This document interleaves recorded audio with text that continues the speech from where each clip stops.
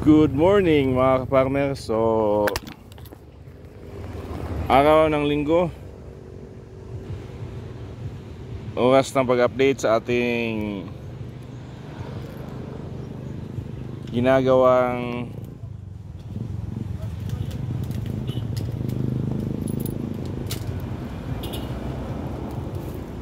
integrated farm.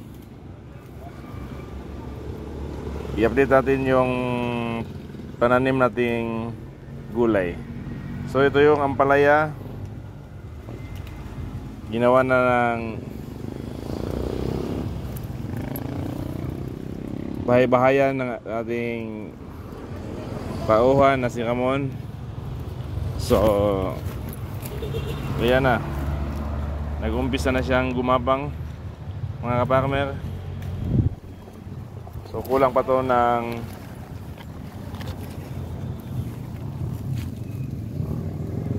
kawayan dito sa gitna. So lagyan natin yan. So ito, hindi pa nalagyan ng hagdanan. So dito, umpisa na siyang gumapang pataas. Saka doon.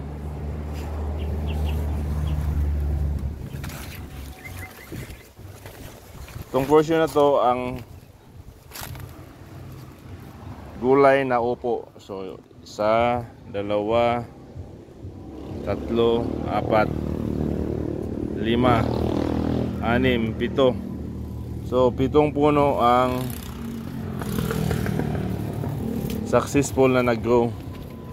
While ang ampalaya natin 1, 2, 3. Tatlong piraso.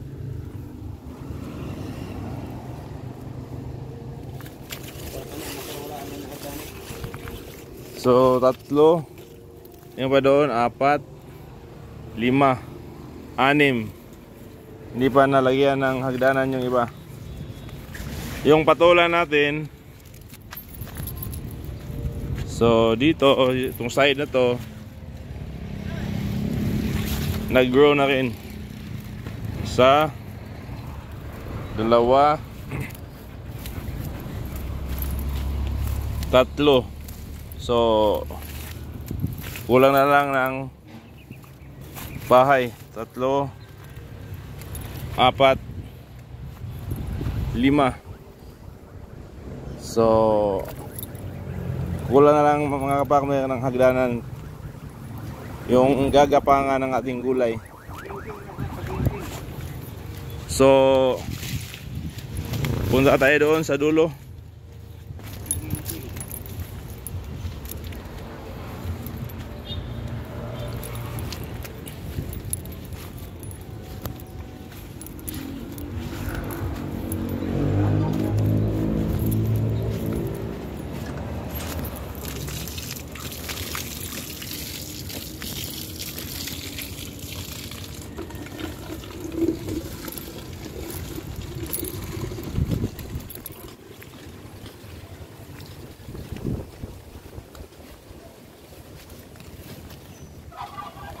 So yung mga alaga natin mga ka-farmer ay andoon na sa ating ginawang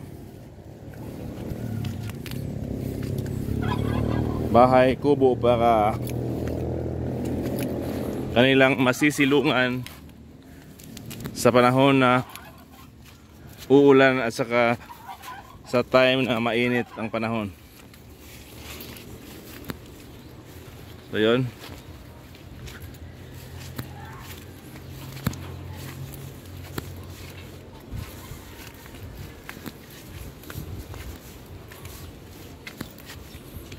Kahapon hindi tayo nakapag-update mga ka-farmer kasi matin tayo ng family day sa Zamboanga, Cebu guys, sa ating Ipil branch na hinahawakan. So ito ang mga gwardiya natin, si Ramil 1 at saka si Ramil 2.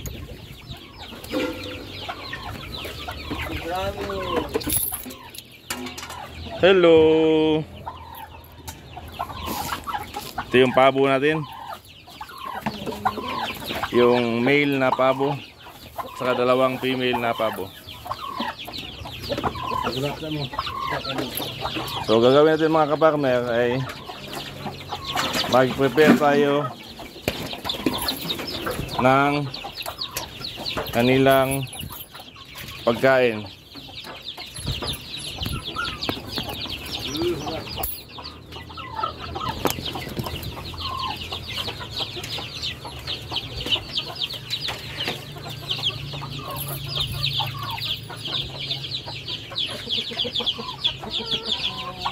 So update muna natin sa ating mga sisiyo dito. Hello.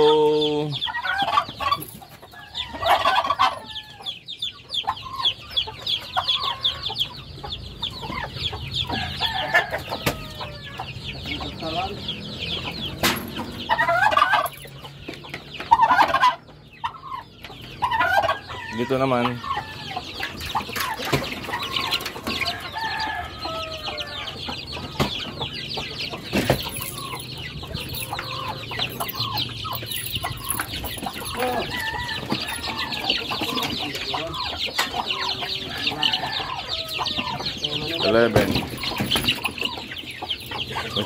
ito ang pinaka-latest 6 na piraso.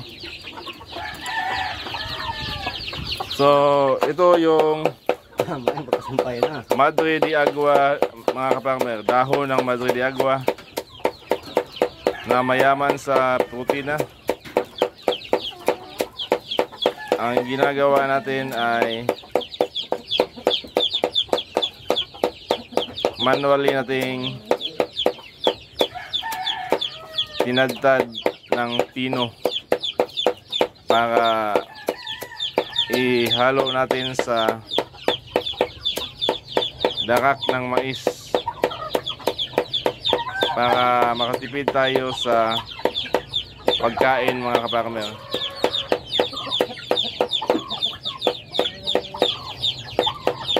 So yan, marami tayong puno dyan ng Madre de Agua.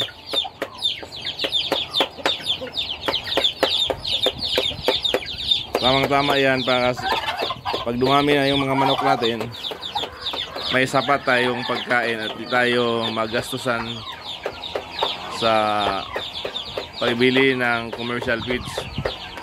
Kumbaga, ang pinapakain lang natin ng commercial feeds ay itong mga sisiw para matibay ang kanilang pundasyon. Ito mga kaparmer, papakainin natin sila ng feeds. Ang gamit natin pala mga kaparmer ay mula sa product ng Bimig Integra Line, Integra 1 at saka Integra 2, no? So pag mabitawan na natin sila sa ranging area, ito na ang ipapakain natin sa kanila. Dahon ng Madre de Agua na may halong darak ng mais. So ganyan lang ang pag-prepare natin mga kaparmer. I-mix natin yan sa binili nating darak ng mais.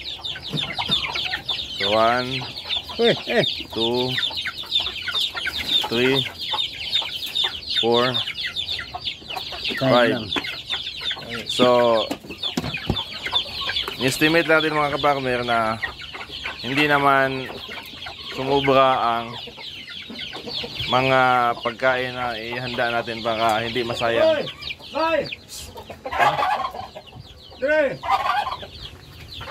So pagkatapos nyan, hahaluan natin ng tubig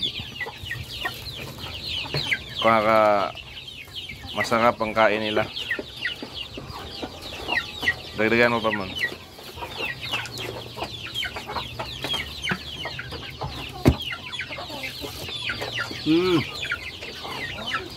Sabay.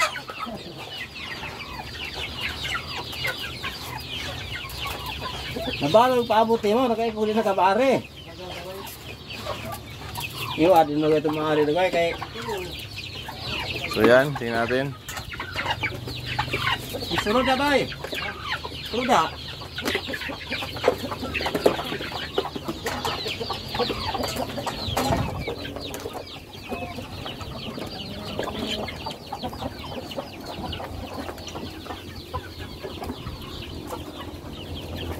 So ganyan lang ang ginagawa natin mga ka-farmer sa pagpapakain ng ating mga alaga.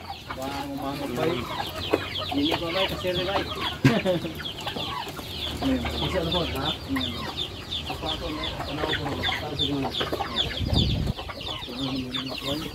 So ito yung kinuntak nating tao mga ka-farmer na gagawa ng ating deep well para lumakas yung tubig at saka malinisan yung ilalim. Ano kay Amerika na bay? Ha? So Kaway. Doy, kaway doy. Curi po to yung radyo ay sika naman di radyo. Mabot po to sa Amerika. So yan na mga ka-farmer. Kaya na sa sikara na di sulatan na. Okay. Yung darak ng mais na may halong dahon, tinatad na dahon ng Madre de Agua. Mga pabo, mayroon mga pabo ay. Mano.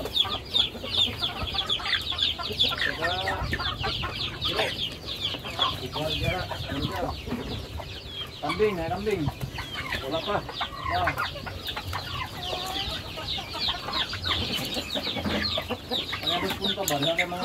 So,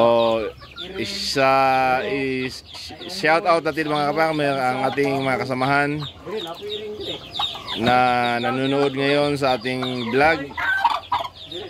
Ang ating manager sa Pagadian branch na Charles Narvaez. Ang ating branch manager sa Shukon branch si Mr. Rolando Dodong Igam. Ang ating branch manager sa Zamboanga branch si Mr. Odi Clark Luchana.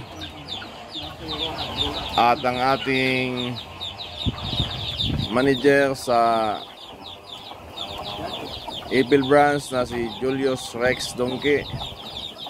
At sa iba pa nating mga kasamahan sa BLU Imilda, si Mr. Junel Casanova,